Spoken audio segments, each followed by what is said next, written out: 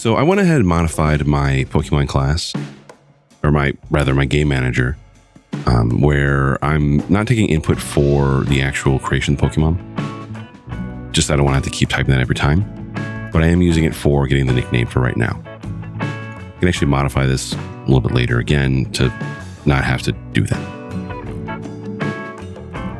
So I'll press play and put in the nickname, and it's going to be Pikachu, so I'm going to name it Sparky. And I made Pikachu Sparky. Cool. And in fact, I'm going to go ahead and comment these lines of code out. I wanted the ability to get input if I need it, but I'm just going to use temp name equals Sparky, just for testing purposes, so I don't have to keep adding that in. In fact, we'll probably just change our constructor later. But for right now, let's look at our UML diagram. And we have Pokemon types. So different Pokemon have different types. You have electric type, grass type, fire type, all that stuff. In fact, if you go to types.h, you see that I have this thing called an Enum element type, which has normal, fire, water, grass, electric. So it has all the different types. So we should be able to use this, right? But how do we use it? What is it? Well, an enumeration. Let's say we have a problem, right? So let's say we are making a game that uses cardinal directions, north, south, east, and west. How can you make it so that a certain attribute can only be one of a few possible things, right? We could set up a string, but what if you spell north wrong with the R? Or set up a number? Then you have to remember, like, well, 0 is north, 1 is south, 2 is east, 3 is west. Then you have to remember that, which is annoying. You can make a custom class, but that's way more work than we need to do. So we use something called an enum, or enumeration. So an enumeration in C++ is best practice to use something called a scope enum, where you have a enum class. This will prevent name conflicts if there are two enums using the same word, like normal type versus normal difficulty setting. So we use something like this, the enum class direction. So we have directions and then north, south, east, west. We list the different possible values here. We use this directions as a data type, and we access it using our namespace operator, so scope to it. So what is this though? Well, enum is short for enumeration. It's a user-defined data type that consists of a set of named integer constants. It's good for readability. It makes it so you can just read the word fire instead of have to remember what number is associated with it. It also prevents you from accidentally assigning invalid values to a variable that only should have a few specific options. So this lets us solve our problems. So again, in the different type, in Pokemon, rather, we have enum class type. I believe I called it element type in the program, but same basic principle, just the name changes. So we have our enum class, so we can access it like this. Go back to my program. Enum class here is element type. That's inside of types.h. So if I go to my Pokemon.h, I'm going to include types.h. Helps if I add quotation marks. Right. And now I can actually give my Pokemon element type as a possible value. Element type 1, and Pokemon can actually have multiple types, but let's just stick to 1 for right now. So I made a new attribute. Means I need to make a new setter and getter. So I'll do void set type 1. This will be element type in type. Then a getter is going to be of the data type. So I'll do element type get type 1 semicolon. Then I'm going to go ahead and create these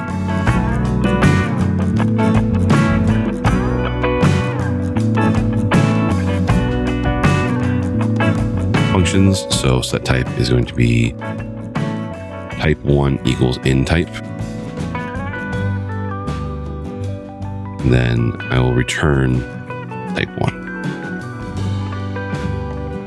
Okay, so I have types added. How do we actually use it, though? So we have element type, and we can create something. And if we go to my constructor, I can set my type for my default constructor. Do type1 equals, well, it'll be element type. And Visual Studio is super handy where it gives us the possible options right in here. Right? Not all of them, but it gives us a bunch. So let's go ahead and set this to fire. By default, it'll be fire type. Actually, if we go to types.h, we have normal, fire, water, an unknown. I actually included an unknown value. So like if we don't ever have something or if it's broken, so I can set this to be unknown instead. Because by default, we just want to set it to something blank, but we can't leave it empty. So we've now assigned this enum type to type 1. Save that. And then my other constructor that I have here, I need to set this one as well. So I'll do type 1 equals, I'll do element type, and this one I will set to electric for right now. Because this is just our working constructor. Great, what does this actually do? So by default, your compiler will assign an integer for each name starting 0. So fire 0, water 1, grass 2, based off this example, right? The underlying value is actually just a number. So your enum names can be really long, but it will only end up using a small bit of data, a single integer for that value. You could override these and set fire to be like to 10 or whatever, but for us, 0 index is fine. So really here, when we have element type of electric, we're actually passing in 0, 1, 2, 3, 4. This is actually just the number 4. That's it. Let's prove it. So I'm going to go to gamemanager.cpp, and after I create my Pokemon, I'm going to go ahead and do another cout, and I'll do its type is followed by my Pokemon dot type get type 1, and then endl. And I do that, and it's actually, it doesn't like that. It doesn't want me to use this because it's combining string in an enum, so that's not going to work. We actually can't use enums with cout, which is kind of annoying. So printing enums is a little more complicated, unfortunately. By doing that, std : cout my type or Pokemon or whatever, it's going to throw an error, compiler error. You cannot print them directly with cout because the computer doesn't automatically know if you mean name or number. So to print out the number, we would have to cast it, but we don't ever really want to print out the number. We want to print out the actual value. Luckily for us, I already included that for you. If you scroll down, you can see that we have this get type as string. And I already I set this up where we have a switch statement where we pass in the type, and then based off of what type it is, it'll give back a string. Normal, fire, water, grass, blah, blah, blah, blah, blah. This is actually a good example of why enums can be really useful. They're really common, really useful in switch statement. So we can use enums and logic with a switch statement as a way to handle different behaviors based on the type. So the structure for a switch statement is you have a switch, parentheses, and semicolon. Inside these parentheses, you have what you're doing things based on what it is. So here we have player choice is water. And so player choice, if it's fire, it'll print out, so case fire, it'll print out weak against water, then break. So basically go through this and then stop, move on. If this first case is not true, it checks the next one and say, well, if player choice is water, then print out strong against fire. And then all the other types of whatever. So switch statement is actually really useful for us to handle logic and things like player state and things like that. But we're actually going to use a switch statement to get the string to be able to print out what the type is. So here I have this function that I made for you, get type as string. And it is part of type, unfortunately. So we actually can't just straight up use this element type enum. So we have the element type, and we're using the enum here. But we can't print it out, so this doesn't help us all that much. We have functionality that we need to add in for types like how to print what a type is, as well as the resistances and immunity. I included this file in your template because it's easier just to kind of set up our element types as a class that stores the type. That way we can print it out based off of a switch statement from that enum. So let's go back to Pokemon.h, and instead of element type, I'm going to change this to just type. And for set type 1, I'm going to still pass in the element type. So I'm going to say what kind of type I want it to be. I'm going to get back a type. All right. So this class type has a parameter for the element type based off of that enum. And this already has a set type and a get type built into it. So we're just going to modify our Pokemon to use this instead. So back in Pokemon.cpp, type 1, this doesn't work. So this is going to throw an error right here. Type 1 equals element type. This doesn't work anymore.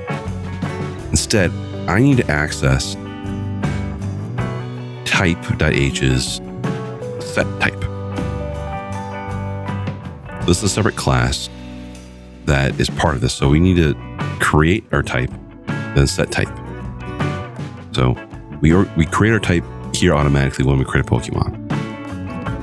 So we need to have type 1 dot set type to be equal to element type, colon, and I'll do unknown for this one again.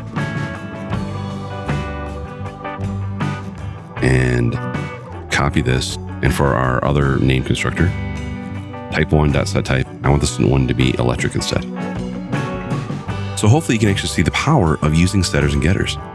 We don't have to worry about how set type works. I mean, we have access to it, doesn't really do all that much. But we can just use the set type in case there's extra steps involved. So by wrapping type in its own class, we give it its own functionality that we can just access when we need it. So there's that. File save all. Then I'm going to go to GameManager.cpp. After my big print statement where I print out the information about the Pokemon, I'm going to do another cout, quotation mark, and I'll do type, colon, then caret, my Pokemon, dot get type 1, caret, and L, semicolon. This is going to throw an error because get type 1 Pokemon, well, this is going to throw an error right here because we're accessing the wrong thing. So get type 1 returns a type, right? So type, get type 1. Go to where I have that get type 1 here. Change this to give me back a type instead of get element type. So I get type 1, save it. There, should go away. Then my set type here. Now I need my set type 1 to be type 1 dot set type, and then I'll pass it in type. So this is saying, hey, reach into my the Pokemon stored type, then set the value there. So let's file and save. And I see I still have an error here. This doesn't like this because the type, my Pokemon.getType1, that gives me a whole class. It doesn't give me a string. It doesn't give me something to print out. But I have this get type as string function there. So I can copy that method rather. Go back and then say my Pokemon.getType1 dot get type as string. So this reaches into Pokemon to get its type and then reaches into the type to get the method to print type as string. So now I can click run and it should say, you made a Pokemon Pikachu, aka Sparky level 5, type electric. So it works. I have a value that's stored in Pokemon for my type. And I get all this other functionality from type that we don't have to worry about. Yeah, I included this for you, but treat it as if it was a library that you'd find online or elsewhere, or import or include. I gave it to you, and you have access to see it, but you don't have to know how it works for it you to be able to use it, which again is the power of breaking things out into class for object-oriented programming. So now let's go to Pokemon.h, and I'll leave this to you as a challenge. Try it out. Make type 2. So some Pokemon have 2 types, right? Set it up so we have 2 different types for what we make. For our default right now, hard code our second type as just unknown. And we'll have the ability to set up our different, types and pass them in. That will come later. So I'm going to pause the video here and show you what it looks like at the end.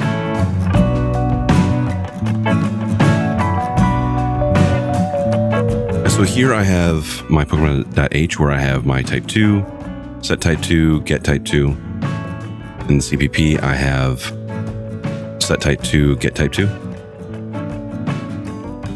Then I set for my constructors, the type 2 to be unknown for right now.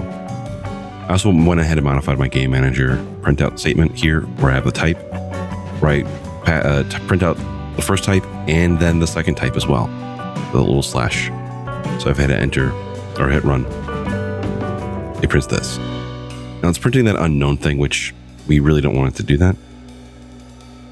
But a little bit later on down the road, we will end up setting up a way of printing all that stuff out for us, where it won't print out unknown later if we don't want it. All right, so that's the end of this video. Thanks.